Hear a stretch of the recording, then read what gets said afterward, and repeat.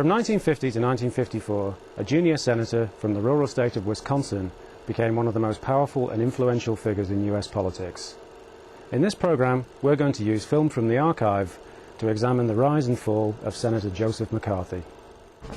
There is only one issue of communists in our government. I am not a communist. Have you no decency, sir? Just how important did McCarthy become? This next clip comes from a documentary made in the 1980s, and it gives us a sense of how prominent McCarthy became.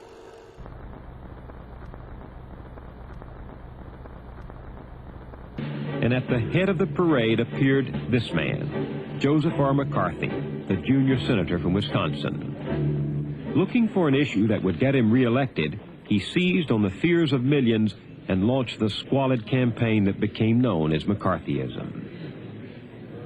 Its tactic, reckless and undocumented accusations against government employees. Intimidation bred audacity, and audacity fed upon itself. McCarthy soon had the celebrity he sought. The stage was his alone to command. What conditions allowed McCarthy to become so prominent? This next clip analyzes how America became gripped by a Red Scare in the later 1940s. Now, in 1949, all of China fell to the communist forces of Mao Zedong. We saw red almost everywhere. And the Russians, the technologically backward, primitive Russians, got the bomb. We leaped from what we knew to what we dreaded to think. Somehow, somewhere, possibly right here at home, we were being betrayed.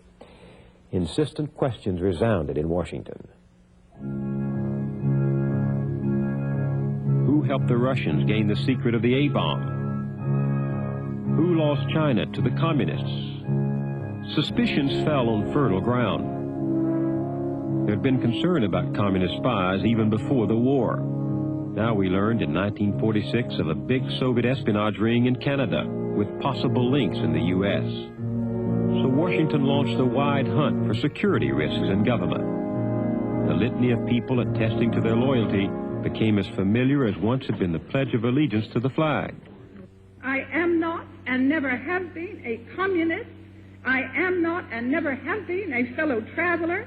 I am not and never have been a supporter of, a member of, or a sympathizer with any organization known to me to be or suspected by me of being controlled or dominated by communists. In this Red Scare, alleged communist spies were rounded up. But did they get a fair trial in the midst of the hysteria? What does this next clip suggest? 11 of America's top communists are found guilty of conspiracy to overthrow the government by force. After a trial lasting 9 months, these are the men who were brought to book, ending an investigation that has extended over 10 years. In a case that has made political and legal history, John F. X. McGoey and his staff of assistants waged an unrelenting battle, a battle that has caused Mr. McGoey to be cited as a probable future federal judge. On the other hand, 6 of the defense lawyers received sentences of from 1 to 6 months on 40 citations for contempt of court by Judge Harold Medina. 7.5 hours deliberation brought the verdict, and as it becomes legal history, the Red leaders for the moment reached the end of the line as they start the trip to the detention house to await sentences which can run as high as 10 years in prison and $10,000 fine. It cost the government almost $1 million to achieve this result. It was a price paid by a free people to guarantee freedom of speech to all and a fair trial by the government, even to those who are accused of plotting to destroy it. The people who made the movies were investigated too. What do the next clips reveal about how Hollywood reacted to the Red Scare?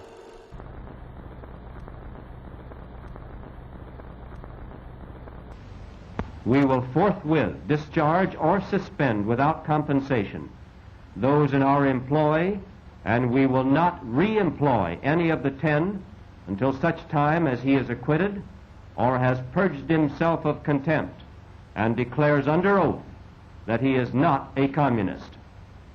We will not knowingly employ a communist or a member of any party or group which advocates the overthrow of the government of the United States by force or by any illegal or unconstitutional methods.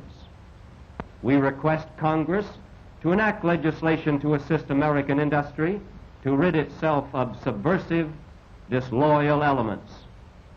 Nothing subversive or un-American has appeared on the screen, nor can any number of Hollywood investigations obscure the patriotic services of 30,000 loyal Americans in Hollywood who have rendered their government invaluable service in war and in peace.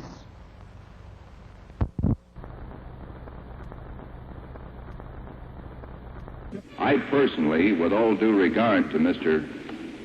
Hoover, whose opinion I respect most highly, certainly do believe that the Communist Party should be outlawed. However, I'm not an expert on politics or of what the reaction would be.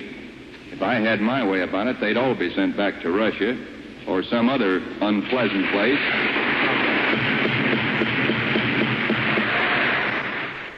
The Red Threat was big news, but it became even bigger news in 1950 when Senator Joseph McCarthy claimed that the government had been infiltrated by communist spies.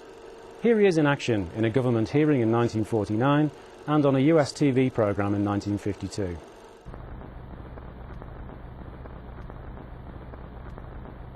Mr. Chairman, today this man, John S. Service, is a ranking officer in the policy-making group of untouchables on duty in Calcutta, India, one of the most strategically important listening posts in the world today. He was not an acceptable risk under Mr. Atchison's own yardstick of loyalty the day he entered the government.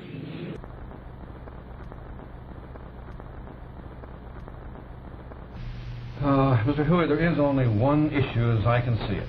There's one great evil from which all of the lesser evils flow in this country.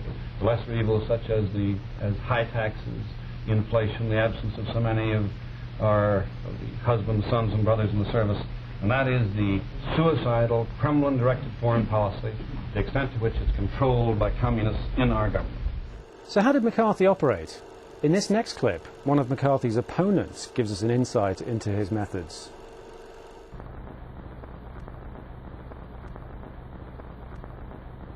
The technique used by the senator in making these charges is apparently typical. He first announced at a press conference that he had discovered the top Russian espionage agent in the United States. At this time, he withheld my name. But later, after the drama of his announcement was intensified by delay, he whispered my name to a group of newspaper men with full knowledge that it would be bandied about by rumor and gossip and eventually published. I say to you that this was unworthy of a senator or an American. So did McCarthy's methods work? Watch this extract from a 1952 TV program and see what it reveals about how important McCarthy had become by that time.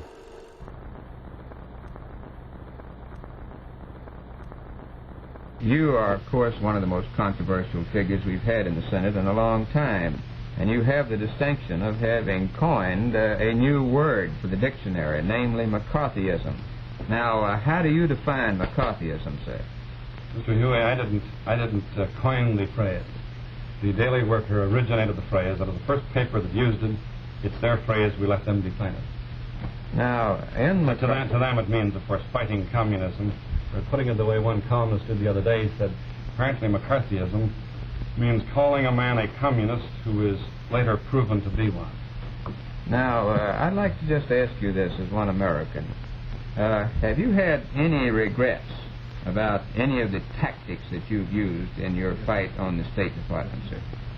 Have you done anything that you wouldn't do if you were doing it again?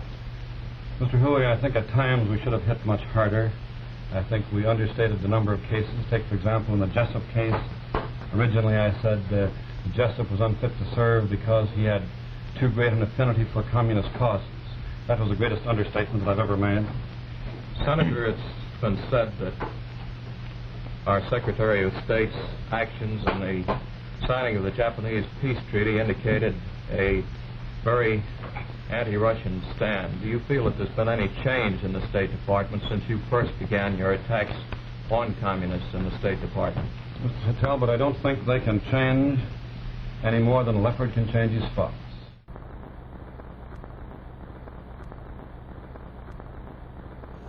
Even at the height of his power and influence, there were people who were prepared to challenge McCarthy. Watch this next extract from a 1952 TV program and see how well you think McCarthy reacts to the criticism. Now, Senator, do you think that you have been guilty of any un-Americanism yourself in your efforts to combat what you define as un-Americanism? If fighting communists and getting a bit rough with them, Mr. Huey, is un-American, then I must plead guilty to being un-American. Do you think that you used any unfair tactics against Senator Tidings, for instance? Senator Tidings is the man who defeated Senator Tidings, not McCarthy.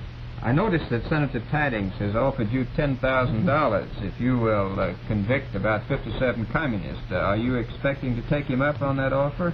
Well, Tidings, I understand, he didn't make the offer to me, he made it to the press.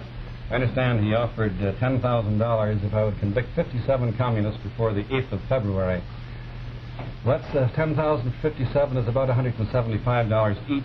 Keep in mind that it took the government about 10 years to convict Alger Hiss. The cost was over $100,000. So when Little Millard says, I'll give McCarthy $175 each, I think it's more of that clever fakery of which my little friend has been guilty of so long, and which the people of Maryland recognize.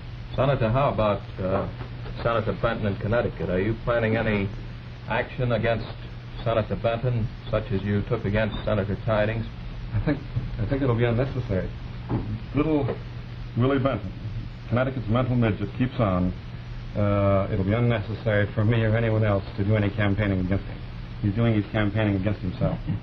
As time went on, McCarthy's accusations became wilder and his critics became stronger. Watch this extract from a 1954 hearing. Compare McCarthy's performance here with some of the earlier performances you've seen.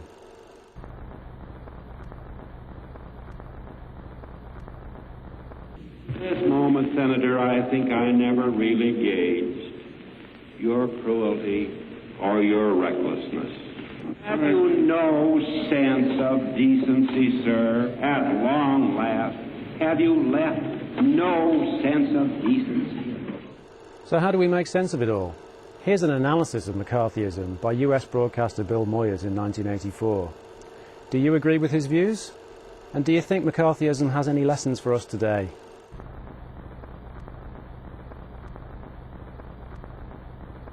How had this Inquisition gone on for so long? Why didn't more people stand up sooner?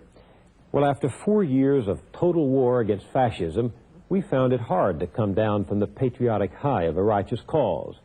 We saw communist police states that reminded us of the ugly totalitarian powers of the 30s, and real communist spies turned up among our allies. Our leaders made the most of these combustible materials. To embolden us for our New World role, they created an official case of the jitters from just about every quarter, from churches, industrialists, unions, schools, the press, and the military. We were bombarded with a hate the enemy campaign rare for peacetime. The Attorney General's list of subversive organizations made it open season on scapegoats. And the fear got out of control. It created an irrational craving for the safety of conformity, a stampede of patriotic fervor. A lot of things got trampled.